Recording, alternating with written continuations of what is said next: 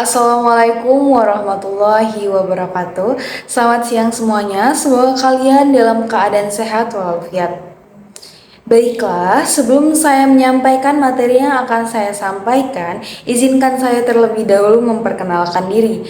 Perkenalkan, nama saya Indriani dari kelas manajemen 22B dengan NPM 22411165.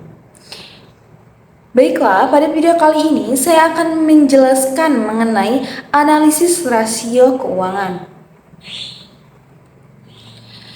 Jadi, analisis rasio keuangan ialah upaya yang dilakukan untuk mengukur keadaan keuangan dalam perusahaan atau bisnis. Cara menganalisanya dengan menggunakan perhitungan perbandingan atas data kuantitatif yang ditunjukkan dalam neraca maupun laba rugi. Selanjutnya ialah analisis laporan keuangan.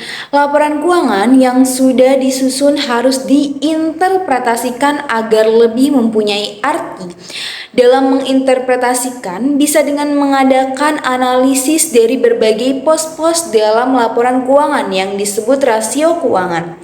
Rasio keuangan mempunyai future oriented, oleh karena itu penganalisa harus mampu menyesuaikan dengan faktor-faktor yang mempengaruhi posisi keuangan.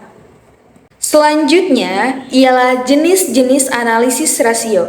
Jenis-jenis analisis rasio ini terdapat 6, yaitu analisis likuiditas, analisis aktivitas atau pemanfaatan aktiva, analisis tingkat hutang atau leverage atau solvabilitas, analisis profitabilitas atau rentabilitas, Dufon, dan analisis pasar. Yang pertama akan saya jelaskan ialah mengenai analisis likuiditas. Analisis likuiditas ini melihat kemampuan perusahaan untuk melunasi kewajiban jangka pendek. Kreditor memperhatikan hal ini karena terkait dengan kembali tidaknya utang yang diberikan. Jika suatu entitas tidak mampu mempengaruhi kewajiban jangka pendek, maka secara alamiah tidak akan mampu memenuhi kewajiban jangka panjang. Selanjutnya ialah rasio likuiditas. Rasio likuiditas berfokus pada hubungan antara aktiva lancar dengan utang lancar.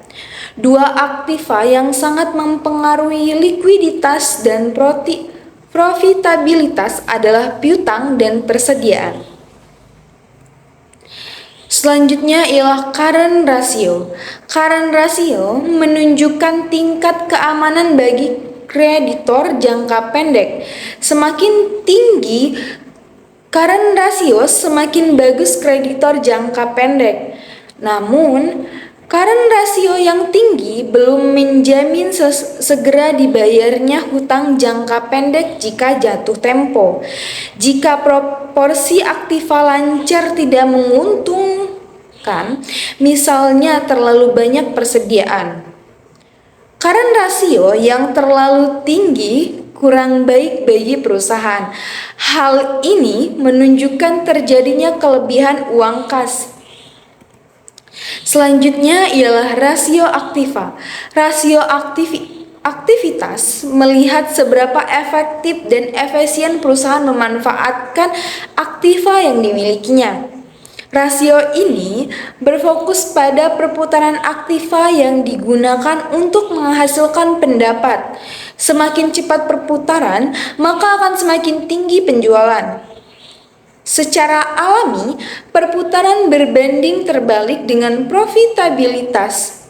Perusahaan yang memiliki perputaran tinggi cenderung memiliki profit yang rendah.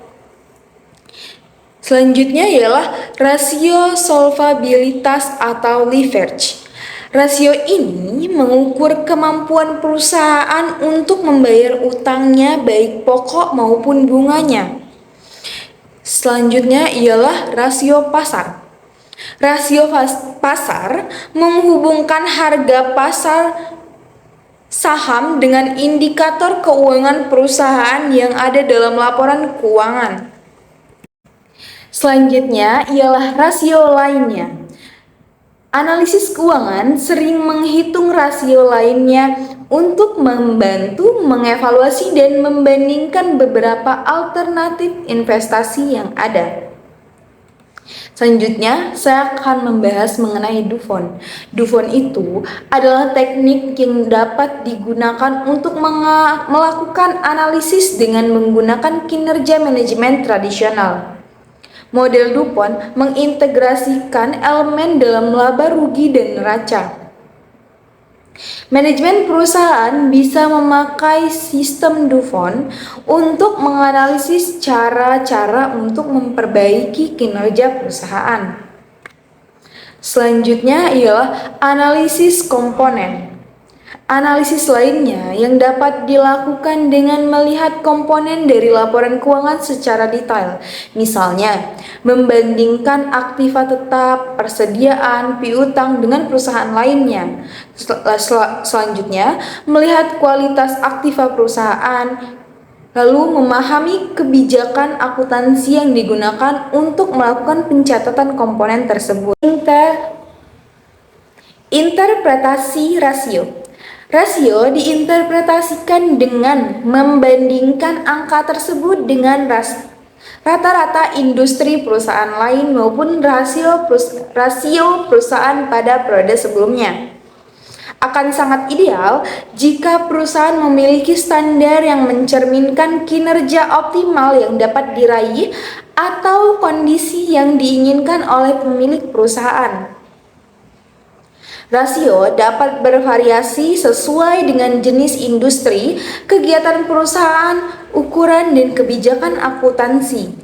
Sehingga, sebelum melakukan analisis harus memahami dahulu hal tersebut. Selanjutnya, terdapat keterbatasan analisis rasio. Keterbatasan analisis rasio yaitu kategori industri seringkali sulit untuk diidentifikasikan. Lalu, rata-rata industri yang dipublikasikan hanya sekedar pedoman. Selanjutnya, praktik akuntansi cenderung berbeda antar perusahaan. Seringkali sulit untuk menginterpretasikan penyimpanan atau variasi dalam rasio. Rasio industri mungkin bukan target yang diinginkan. Dan yang terakhir, ialah kondisi musiman sering mempengaruhi rasio.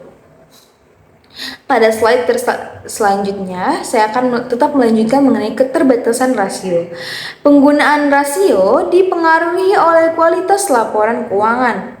Besarnya angka-angka dalam laporan keuangan dipengaruhi oleh metode dan estimasi yang digunakan dalam menyusun keuangan.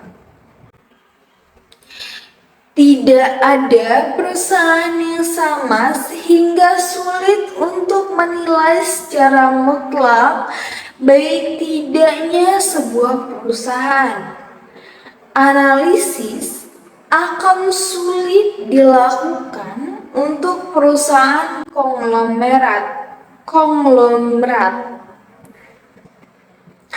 Analisis dilakukan atas L atau K yang merupakan informasi masa lalu sehingga tidak memperhitungkan masa depan.